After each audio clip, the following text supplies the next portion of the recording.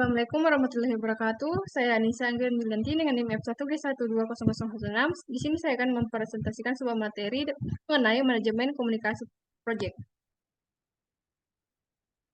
Pentingnya komunikasi yang baik dalam proyek dan kebutuhan untuk mengembangkan soft skill, khususnya bagi manajer proyek, teknologi informasi, dan timnya. Komunikasi yang baik memainkan peran yang sangat penting dalam keberhasilan proyek teknologi informasi dan pengembangan soft skill menjadi kebutuhan yang mendesak bagi manajemen proyek teknologi informasi dan timnya. Pengembangan soft skill seperti keterampilan komunikasi, kepemimpinan, dan kolaborasi menjadi semakin penting dalam lingkungan proyek teknologi informasi yang kompleks. Soft skill yang kuat membantu manajer proyek teknologi informasi untuk membangun hubungan yang baik dengan tim, meningkatkan kepercayaan dan motivasi, serta mengatasi tantangan yang timbul selama proyek.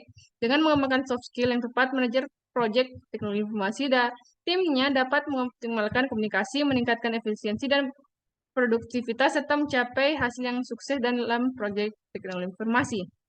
Selanjutnya, konsep kunci yang terkait dengan komunikasi. Komunikasi adalah proses pengiriman dan penerimaan pesan antar dua pihak atau lebih. Ada beberapa konsep kunci yang terkait dengan komunikasi yang perlu dipahami. Yang pertama, pengiriman penerima pesan. Yang ketiga, komunikasi. Yang keempat, komunikasi verbal dan verbal. Yang kelima, feedback. Yang keenam, konteks. Yang ketujuh, gangguan atau hambatan komunikasi. Selanjutnya, unsur-unsur perencanaan komunikasi, proyek, dan cara membuat perencanaan manajemen komunikasi.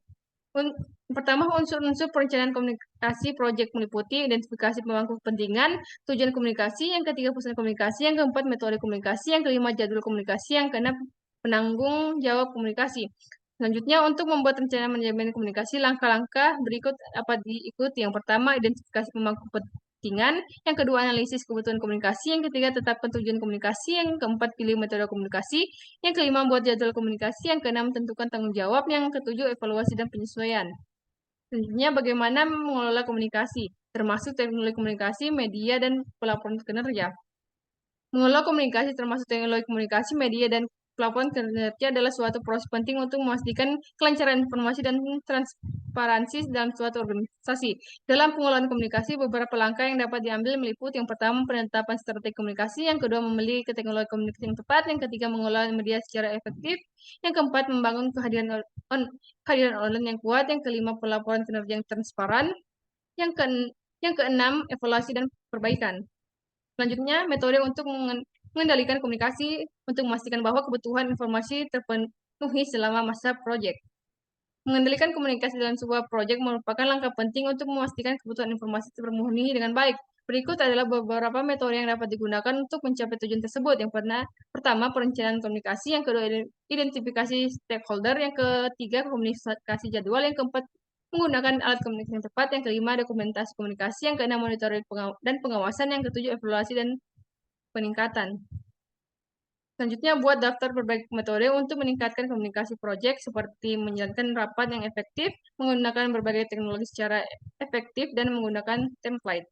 Untuk meningkatkan komunikasi proyek, ada beberapa metode yang dapat digunakan. Pertama, menjalankan rapat yang efektif dengan memastikan agenda rapat yang jelas, partisipasi aktif semua anggota tim, dan mengambil keputusan yang tepat.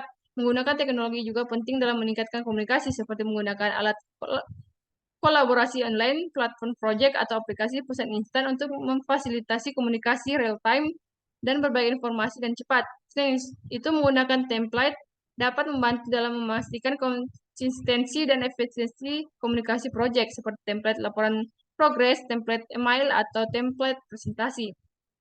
Selanjutnya, menjelaskan bagaimana perangkat lunak dapat meningkatkan manajemen komunikasi project. Perangkat lunak dapat meningkatkan manajemen komunikasi proyek dengan memberikan platform yang terintegrasi untuk berkomunikasi, berbagi informasi, dan mengelola aliran komunikasi antara anggota tim proyek. Dengan menggunakan perangkat lunak ini, tim proyek dapat secara efisiensi mengirim pesan, membagi dokumen, melacak kemajuan, dan memberikan pembaruan proyek kepada seluruh tim secara real time. Dengan adopsi perangkat lunak manajemen komunikasi proyek, tim proyek dapat meningkatkan efisiensi, transparansi, dan koordinasi dalam komunikasi mereka. Hal ini dapat mengurangi kesalahpahaman, meningkatkan visibilitas proyek, dan memastikan bahwa semua anggota tim memiliki akses ke informasi yang diperlukan untuk melaksanakan tugas mereka dengan baik. Mungkin itu saja dari saya, kurang dan lebihnya mohon dimaafkan. Wabillahi taufiq wal hidayah. Wassalamualaikum warahmatullahi wabarakatuh.